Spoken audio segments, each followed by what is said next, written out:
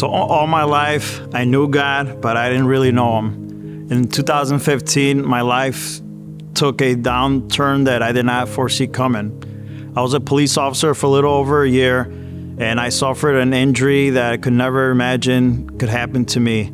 I broke my bone here in multiple places and essentially was shattered. The damage caused the tendon to rupture, and I had to go to the hospital so I can get operated on. I was just thinking the worst. What if I'm never able to become what I love doing in life? And that's being a police officer, helping people.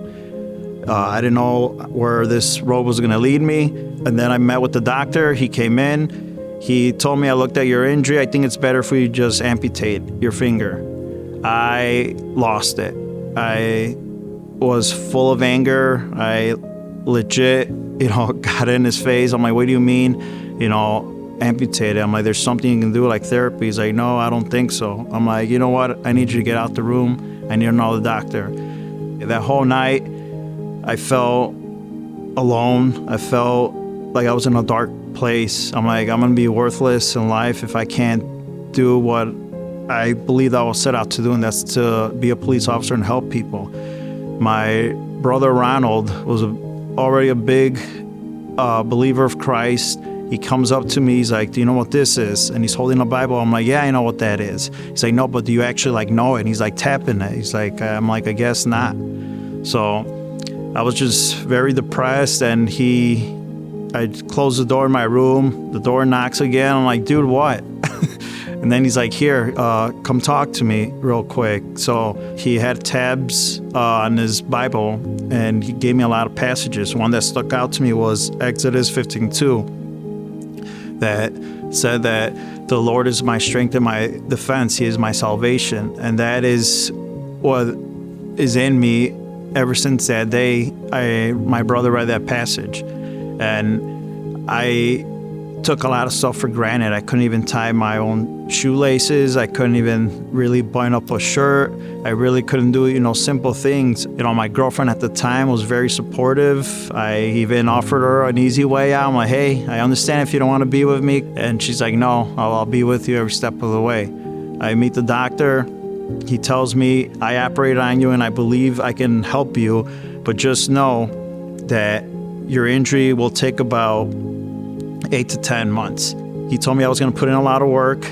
And then that's when my brother Ronald, again, just pushing me towards God. He would not let me say no. And he took me to his church, Christian church in our hometown. And I ended up joining a small group. And that was the best thing ever. That pastor was very supportive. My brother was very supportive. My family, my coworkers, my supervisors, everyone was just there.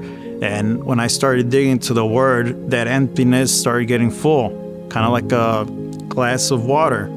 I was getting full, and I had this hope that I will get better. I had to get multiple surgeries because the doctor was telling me that my healing process was going so good that the scar tissue is just getting in the way of the tendon, and it's going to prevent me from opening and closing my hand. So he had to cut me up a few times. That timeline the doctor gave me was a lie, because I came back to work in March of 2016. So I came back in 5 months. I cut the time in half, and I was so happy. For the final appointment, he tells me, he's like, hey, I just have to do a test on you, your grip strength. So I did it. He's like, just so you know, your left hand's stronger than your right hand. He's like, and I'm clearing you to go back to duty. I'm not gonna lie, I cried. I was happy. I hugged him, and it was great. I came home, and I told my brother, my family, the good news, and my girlfriend as well. And we fast forward. That girlfriend became my wife. You guys see her every day with me at church.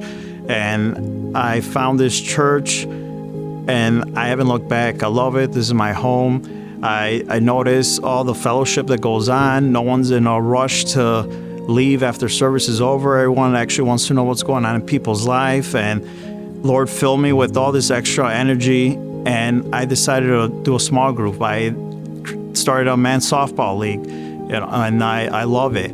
The Holy Spirit has led me to join the youth group, and I've been a youth leader ever since. So I just love what God has done in my life. I've been blessed in ways that I could never ever imagine. And if you're holding back kick that door down and come to Christ, because He will bless you in ways that you wouldn't believe. My journey isn't over yet. It's still going. So I hope that I can help you if you're feeling the way I did, and give you that extra push that you need to come and get to know Christ the way I did.